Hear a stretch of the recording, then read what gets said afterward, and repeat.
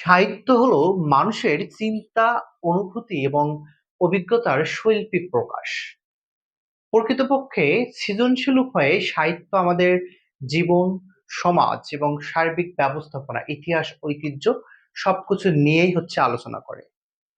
সাহিত্যর প্রধান উদ্দেশ্য কিন্তু সৌন্দর্য বা বিনোদন সৃষ্টি করা নয়, অর্থাৎ পাঠক মননকে সৃজনশীল উপায়ে বিকশিত করে তোলাই সাহিত্যর মেইন উদ্দেশ্য। প্রিয় শিক্ষার্থী বন্ধুরা, আশা করছি আপনারা অনেক অনেক ভালো আছেন।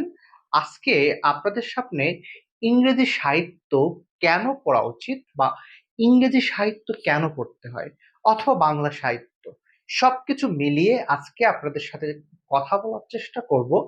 আপনি ইংরেজি সাহিত্য কেন পড়বেন, কিভাবে পড়বেন, পাশাপাশি ইংরেজি সাহিত্যের এই প্রথম পর্বে আমরা আপনাদেরকে জানানোর চেষ্টা করব ইংরেজি সাহিত্যর যুগ বিভাগ নিয়ে বা ইংরেজি সাহিত্যর সৃষ্টি কথা থেকে। শুধুমাত্র আপনি আমি আমরা দেখুন প্রায়শই পড়াশোনার চেষ্টা করি পরীক্ষাকে উদ্দেশ্য করে, কিন্তু সাহিত্য কিন্তু শুধু পড়ার জন্য বা পরীক্ষার জন্য নয়। সাহিত্যের মধ্য দিয়ে আপনি আপনার সমাজ বাস্তবতা সবকিছু, আপনি আপনার জীবন, আপনার জীবনের যে জীবনকে যদি আপনি উপমা দিয়ে দেখতে চান, সবকিছু মিলিয়ে আপনার জীবন, আপনার সমাজ এবং আপনার পারিপার্শ্বিক বাস্তবতা সবকিছু আপনি সাহিত্যের মধ্যে খুঁজে পাবেন। তো চলুন আজকে আমরা আপনাদের এই প্রথম পর্বে আলোচনা করার চেষ্টা করব সাহিত্য কিভাবে কাজ করে। প্রথমেই একজন ব্যক্তির কথা বলে আমরা সব শুরু করতে পারি। তার নাম ডক্টর স্যামুয়েল জনসন। তিনি ছিলেন আমাদের ইংরেজির প্রথম অভিধান প্রণেতা। তিনি একটি কথা বলেছেন, literature is the mirror of life, অর্থাৎ সাহিত্য আমাদের জীবনের দর্পণ বা আয়না যাকে বলা হয়।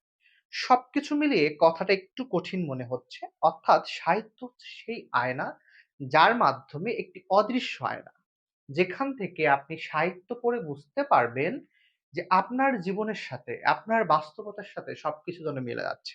আপনার ইতিহাস, আপনার ঐতিহ্য সবকিছু মিলে যাবে। চলুন আমরা একটা সেন্টেন্স দেখি, একটি বাক্য দেখি। আমরা প্রথমেতে দেখার চেষ্টা করি। The sun rises,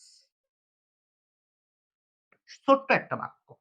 the sun rises, সূর্য ওঠে, তাই তো? এখন আমরা আরো একটা বাক্য দেখার চেষ্টা করব। দ্য গোল্ডেন সান,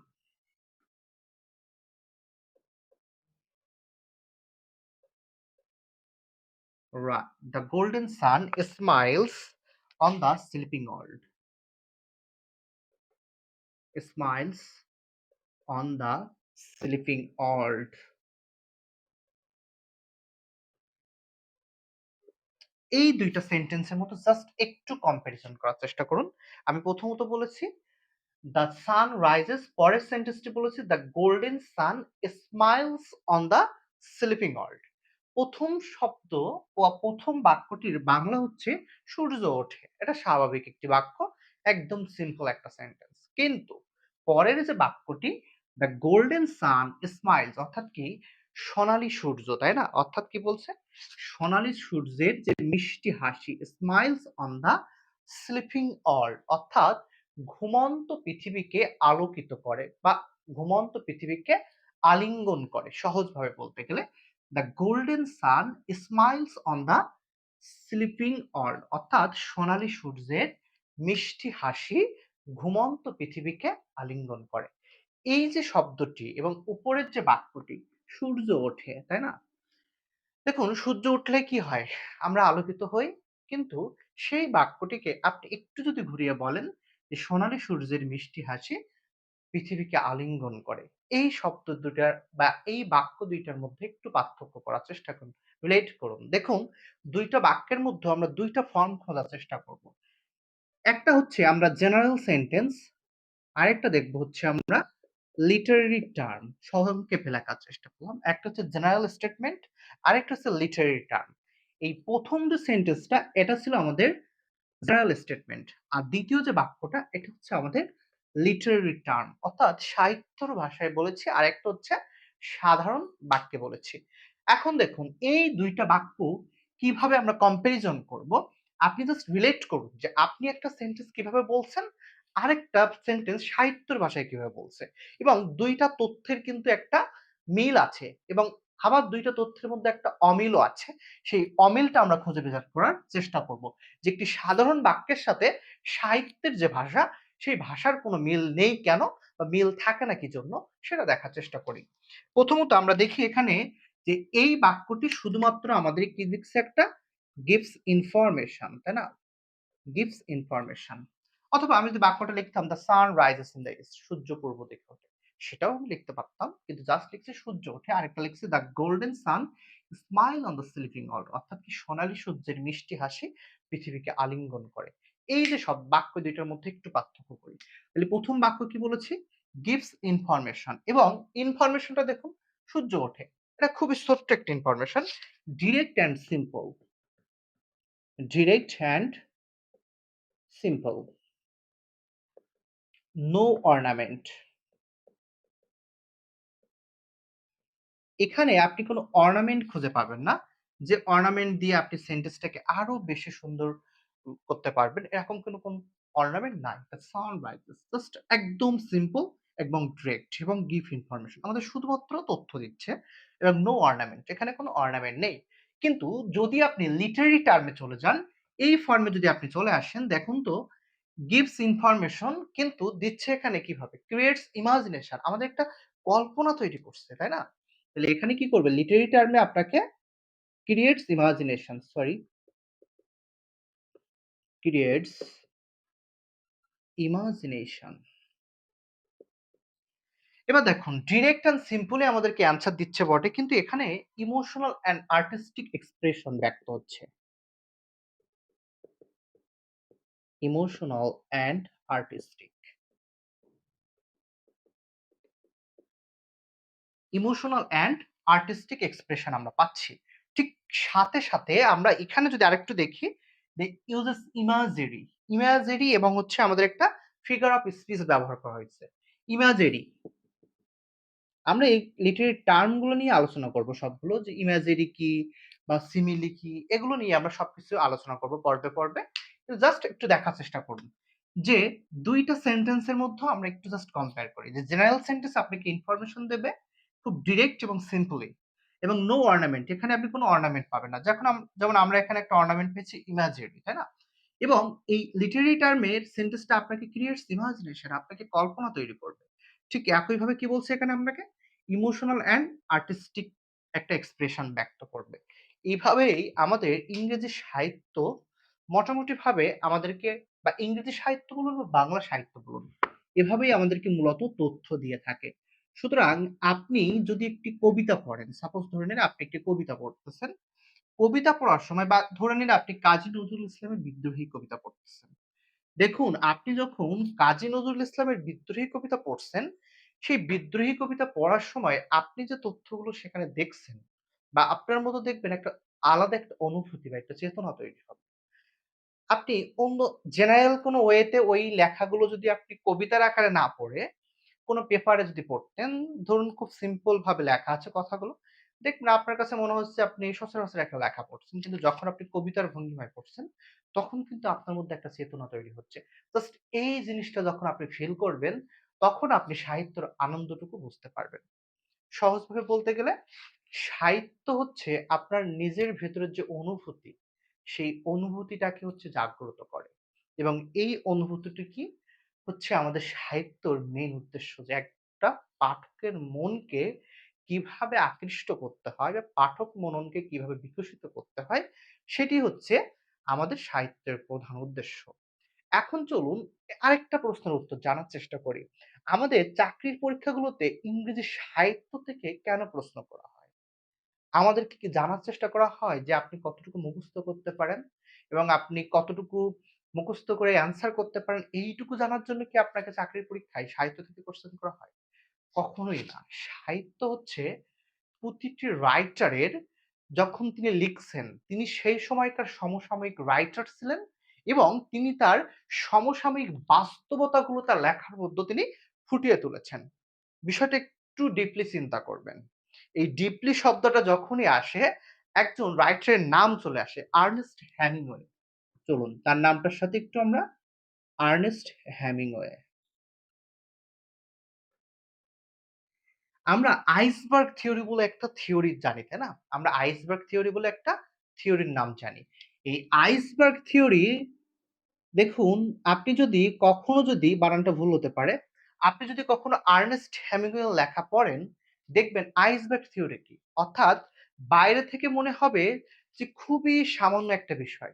কিন্তু তার ভিতরে অনেক গভীরতা। অর্থাৎ আর্নেস্ট হেমিংওয়ের আপনি যতগুলো লেখা পড়বেন দেখবেন, দেখে মনে হচ্ছে এটা তো খুব ইজি ব্যাপার। এবং মনে হবে যে না, ও আমি বুঝে গেছি ব্যাপারটা এই মূলত ঘটনাটা এই নিয়ে। কিন্তু আপনি ঘটনার মধ্যে ঘটনা খুঁজে পাবেন। অর্থাৎ কি আপনি তথ্যর অবাধ প্রবাহ পাবেন। দেখে মনে হবে খুব সামান্য একটা বিষয়। কিন্তু আপনি তার মধ্যে অবাধ তথ্য প্রবাহ পাবেন। এটি হচ্ছে আইসবার্গ থিওরি। অর্থাৎ এই যে রাইটার সম্পর্কে আপনি জানছেন, আইসবার্গ থিওরি সম্পর্কে জানতে পারতেছেন। তারপরে মনে করুন আপনি আ এখান থেকে সাপোজ আপনি কাজী নজরুল ইসলামকে নিয়ে অধ্যয়ন করতেছেন। দেখবেন আপনি সেখানে মূলত কাজী নজরুল ইসলামের জন্ম থেকে শুরু করে উনার মৃত্যু পর্যন্ত। এর মধ্যে দেখবেন আমরা ২ টা অর্ডার দেখছি এবং আমাদের 1971 ৩ একটা আমাদের যে স্বাধীনতা মহান মুক্তিযুদ্ধ সেটা দেখেছি। এই যে ৩ টা পার্ট দেখবেন উনি ওনার লেখার মধ্যে সবসময় যে কাজটি করেছেন, সমসাময়িক বাস্তবতাগুলো উনি ওনার লেখার মধ্যে তুলে ধরেছেন। অর্থাৎ একজন রাইটারকে যখন আপনি অধ্যয়ন করছেন, তার জন্ম থেকে মৃত্যু পর্যন্ত আগে জন্মসাল এবং মৃত্যু সালটা দেখবেন। দেখে আপনি দেখবেন পৃথিবীতে ওই সময়কার কোন ঘটনাগুলো ঘটছে। আপনি জাস্ট সেইগুলো নোট করবেন। করে দেখবেন, পিন পয়েন্ট করবেন সেই তারিখ, সেই ঘটনাগুলো। দেখবেন লেখকের লেখার সাথে অনেকগুলো ঘটনার বাস্তবতা এবং সেই প্রাসঙ্গিক লেখাগুলো উঠে আসছে। অর্থাৎ একজন লেখক তিনি চেষ্টা করেন তার সমসাময়িক বাস্তবতা। মনে করুন আপনি এখন যেখানে বসবাস করছেন, আপনি যখন কোনো কিছু লিখবেন, আপনি সাপোজ মনে করুন বাংলাদেশে বসে আছেন। এখন আপনি বাংলাদেশে বসে আমেরিকার সমাজ ব্যবস্থা নিয়ে আপনি কিন্তু কোনো প্রবন্ধ লিখতে পারবেন না। আমেরিকার সমাজ ব্যবস্থা নিয়ে কিন্তু আপনি কবিতা লিখতে পারবেন না। কারণ আপনি যেখানে আছেন, আপনি যা চিন্তা করছেন, আপনি যা দেখছেন এবং আপনি যেটা ধারণ করছেন, আপনি কিন্তু সেটাই লিখবেন। অর্থাৎ মানুষ যা দেখে, মানুষ যা শোনে এবং মানুষ যা চিন্তা করে সেটাই কিন্তু তার ব্যক্তিত্ব এবং তার সবকিছুর মধ্যে ফুটে ওঠে। ব্যাপারটা হচ্ছে এখানেই, সাহিত্যের মূল বিষয়টা এটাই যে সাহিত্য হচ্ছে একজন লেখকের পারিপার্শ্বিক সমসাময়িক বাস্তবতা, ইতিহাস এবং তার যে সমস্ত যে চিন্তা, কল্পনা, সৃজনশীল উপায়ে তিনি তার লেখার মধ্যে তুলে ধরেছেন। এজন্য সাহিত্য পড়া হয় এবং এই কারণেই সাহিত্য থেকে আমাদেরকে প্রশ্ন করা হয় যে আপনি কতটা ওই লেখকের সমসাময়িক বাস্তবতা নিয়ে পড়েছেন এবং আপনি যখন ওই রাইটারের লেখাগুলো পড়েছেন নিশ্চয়ই আপনি সমসাময়িক বাস্তবতা সম্পর্কে জানতে পেরেছেন বা জানার চেষ্টা করেছেন। এতটুকুর জন্যই কোশ্চেন করা হয়। কিন্তু আমরা যে কাজটা করি, সাহিত্য ১ম থেকে শুরু করে শেষ পর্যন্ত কয়টা গল্প লিখছে, কয়টা উপন্যাস লিখছে, কয়টা কবিতা লিখছে, কোন কবিতা কত সালে লিখছে, পরীক্ষায় কোনগুলো আসতে পারে জাস্ট এগুলোই পড়ি। আসলে আমরা পরীক্ষার জন্য পড়ি। আপনি যদি সাহিত্যটা জানার জন্য পড়েন, নিজের জন্য পড়েন, জীবনের জন্য পড়েন, আপনার বাস্তবতার জন্য যদি পড়েন তাহলে দেখবেন সাহিত্য আপনার কাছে অনন্য একটি বিষয় হয়ে উঠছে। সবকিছু মিলিয়ে চলুন গল্পে আমরা একটু ক্লাসটি একটু লেন্দি হচ্ছে যেহেতু আমরা সাহিত্যর পরিচয় নিয়ে কথা বলছি। এবার চলুন এই ইংরেজি সাহিত্য কিভাবে আসছে, কেন আসছে? আমাদের বাংলাদেশী হিসেবে বা আমরা যারা বাঙালি বা আমরা তো আমাদের মাতৃভাষা তো কিন্তু ইংরেজি না। তাই না? তাহলে সবকিছু মিলিয়ে আমাদেরকে কেন ইংরেজি সাহিত্য পড়তে হচ্ছে? বা ইংরেজি সাহিত্যগুলো কেন আমাদের এশিয়া মহাদেশে আসছে? এই প্রশ্নটা কিন্তু আমাদের থেকেই যায়। আমরা তো বাংলা সাহিত্য পড়বো, ইংরেজি সাহিত্য কেন পড়বো?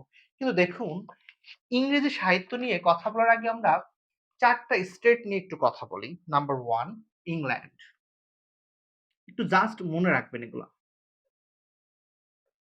Number 2 Scotland. নাম্বার 3 ওয়েলস এবং নাম্বার 4 হচ্ছে Northern Ireland.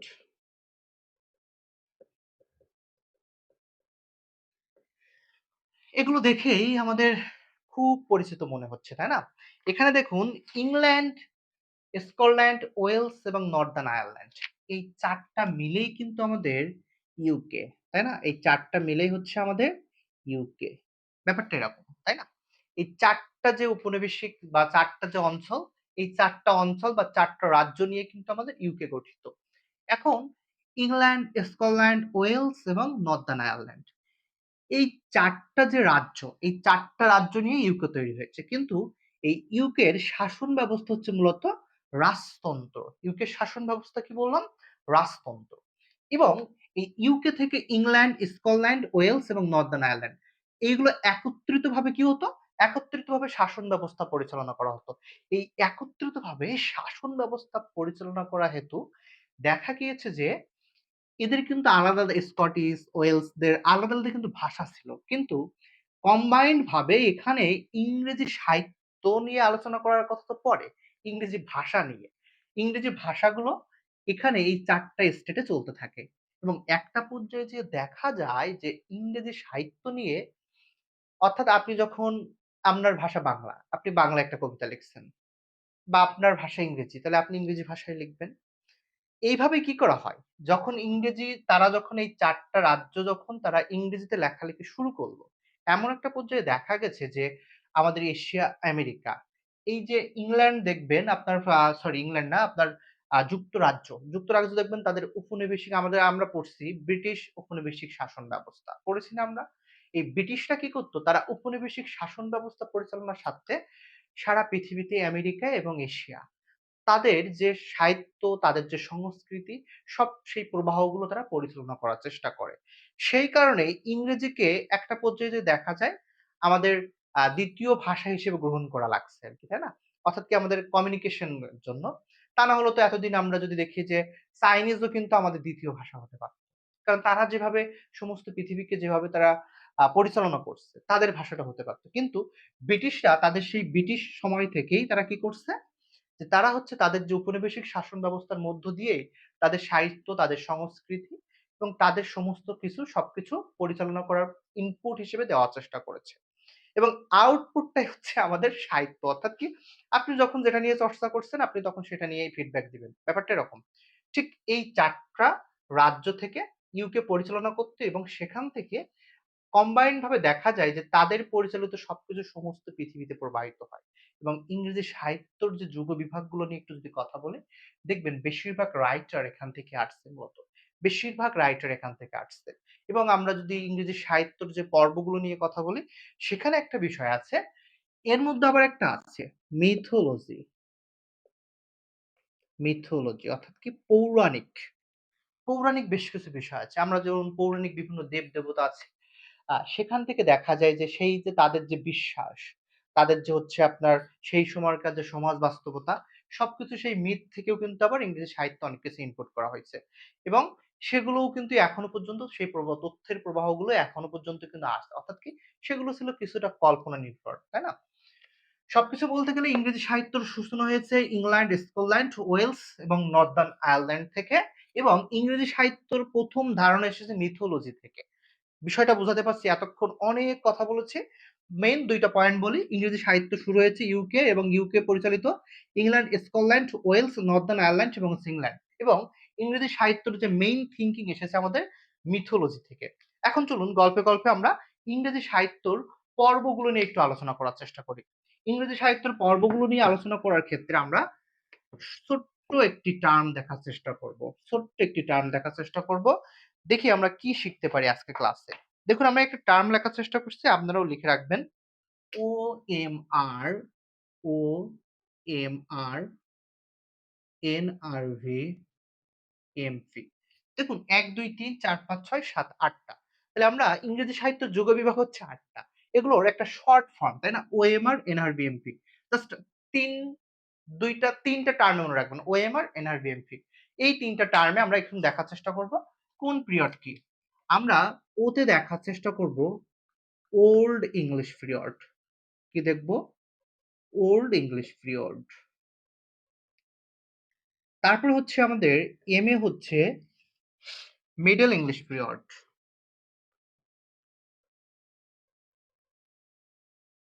Middle English period. আমার সাথে একটু লেখার চেষ্টা করুন, আপনার মনে থাকবে। আর এ হচ্ছে রেনেসাঁস পিরিয়ড, তাই না? পুনর্জাগরণের যুগ বলা হয়। আমরা কিন্তু পর্বে, পর্বে আলোচনা করব ওল্ড ইংলিশ পিরিয়ড কি, ওল্ড ইংলিশ পিরিয়ড কিভাবে আসছে। এগুলো নিয়ে কিন্তু ডিটেইলস আলোচনা করার বিষয় আছে। সুতরাং আমরা জাস্ট সূচনা পর্বে আজকে যতটুকু বলার দরকার সেগুলো বলার চেষ্টা করছি। Renaissance period. এরপরে আসি আমরা এন। এনে হচ্ছে neo classical period. Neo classical period. আর এ হচ্ছে আমরা দেখি একটু রোমান্টিক পিরিয়ড। Romantic period. ঠিক, তাহলে ওল্ড ইংলিশ পিরিয়ড এনআরভি, আরেকটা হচ্ছে ভিক্টোরিয়ান পিরিয়ড। Victorian period. তাহলে দেখুন, দেখতে দেখতে আমরা ৬টা পর্ব দেখলাম। একটা old English period, middle English period, renaissance period, neo classical period, romantic period এবং হচ্ছে ভিক্টোরিয়ান পিরিয়ড। আর এ হচ্ছে আমাদের মডার্ন যে লিটারেচার, মডার্ন পিরিয়ড। আর পিতে হচ্ছে এখানে হচ্ছে পোস্ট মডার্ন। এই হচ্ছে আমাদের মূলত ৮টি পর্ব ইংরেজি সাহিত্যর old English period, middle English period, renaissance period, neo classical period, romantic period, Victorian period, modern period, আরেকটা হচ্ছে পোস্ট মডার্ন পিরিয়ড। এখন এই সাহিত্যকর্মগুলো কত সাল থেকে কত সালের মধ্যে ছিল এতটুকু আমরা একটু জানার চেষ্টা করব। দেখুন, ওল্ড ইংলিশ পিরিয়ডের যদি ব্যাপ্তি দেখি আমরা বা সময়সীমা যদি একটু দেখি, ওল্ড ইংলিশ পিরিয়ডের সময়সীমা ছিল ৪৫০ থেকে ১০৬৬। এই সময় পর্যন্ত ছিল আমাদের মূলত ওল্ড ইংলিশ পিরিয়ডের সময়সীমা। ঠিক একইভাবে মিডল ইংলিশ পিরিয়ডের সময়সীমা ছিল ১০৬৬ থেকে এখানে আমাদের আছে ১৫০০ পর্যন্ত। এরপরে আসি ১৫০০ থেকে ১৭০০, ১৫০০ থেকে ১৬৬০। এইটা হচ্ছে আমাদের রেনেসাঁস পিরিয়ড। তাহলে ৩ টা পিরিয়ড দেখলাম। ওএমআরটা আমরা আগে দেখি। ওএমআর শিট বলি আমরা, তাই না? তাহলে দেখুন, ওতে হচ্ছে ৪৫০ থেকে ১০৬৬। মিডল ইংলিশ পিরিয়ড হচ্ছে ১০৬৬ থেকে ১৫০০ পর্যন্ত। আর রেনেসাঁস পিরিয়ড হচ্ছে ১৫০০ থেকে ১৬৬০। এইটুকু হচ্ছে আমাদের ওএমআর, অর্থাৎ কি old English period, middle English period, তারপর হচ্ছে রেনেসাঁস পিরিয়ড। এই পিরিয়ড গুলো কিভাবে আসছে সেগুলো নিয়ে কিন্তু আমরা আলোচনা করব। পর্বে পর্বে আলোচনা করার চেষ্টা করব। অর্থাৎ আপনাদের ইংরেজি সাহিত্যর মূল বিষয়গুলো, মূল ধারার সাহিত্যকর্ম কিভাবে আসছে সবকিছু নিয়ে পর্বে পর্বে আলোচনা করব। আপনারা অবশ্যই আমাদের সাথে থাকবেন। এবার আসুন নিও ক্লাসিক্যাল পিরিয়ড। এই নিও ক্লাসিক্যাল পিরিয়ডের সময়সীমা হচ্ছে ১৬৬০ থেকে ১৭৯৮। ঠিক এরপরে রোমান্টিক পিরিয়ড। রোমান্টিক পিরিয়ড ছিল ১৭৯৮ থেকে আমরা যদি একটু দেখি ১৮৩২। ১৭৯৮ থেকে ১৮৩২। এবার আসি ভিক্টোরিয়ান পিরিয়ড, তাই না? ভিক্টোরিয়ান পিরিয়ডের হচ্ছে ১৮৩২ থেকে ১৯০১। ১৮৩২ থেকে এখানে যদি ভুল না করি ১৯০১। আচ্ছা। আর এই যে modern English period, modern English period ছিল আমাদের ১৯০১ থেকে ১৯৩৯, আমাদের ২য় বিশ্বযুদ্ধ, তাই না? আর এই যে post modern period, post modern period হচ্ছে আমাদের ১৯৩৯ থেকে প্রেজেন্ট, এখন বর্তমান যে সময় আছে এই পর্যন্ত। তাহলে দেখুন, আমরা ৮টা পর্ব দেখলাম। Old English period, middle English period, renaissance period, neo classical period, romantic period, Victorian period এবং হচ্ছে আরেকটা হচ্ছে মডার্ন পিরিয়ড, আর একটা হচ্ছে পোস্ট মডার্ন পিরিয়ড। এই ৮টা সাল এবং হচ্ছে ৮টা পর্ব নিয়ে আজকে আমরা কথা বললাম। এর পরের পর্বে আমরা ১ম পর্বে চলার চেষ্টা করব ওল্ড ইংলিশ পিরিয়ডের বিস্তারিত আলোচনা করব। ওল্ড ইংলিশ পিরিয়ডের বিখ্যাত লেখক কারা, ওল্ড ইংলিশ পিরিয়ডের বিখ্যাত কাব্য কোনগুলো, ওল্ড ইংলিশ পিরিয়ডের সবথেকে বেস্ট বেস্ট সাহিত্যকর্ম কোনগুলো, সবকিছু নিয়ে আপনাদের সাথে আলোচনা করার চেষ্টা করব। তাহলে আজকের ক্লাসে আমরা জানার চেষ্টা করলাম সাহিত্যর সৃষ্টি কিভাবে বা সাহিত্য কি, সাহিত্য কিভাবে পড়তে হবে এবং সাহিত্য কেন জানা প্রয়োজন, সবকিছু নিয়ে আজকে আপনাদের সাথে আলোচনা করলাম। এর পরের পর্বে ধারাবাহিকভাবে আপনাদের সাথে দেখা হবে ইংরেজি সাহিত্যের নতুন পর্বে। সে পর্যন্ত সকলে সুস্থ থাকবেন, ভালো থাকবেন। ধন্যবাদ।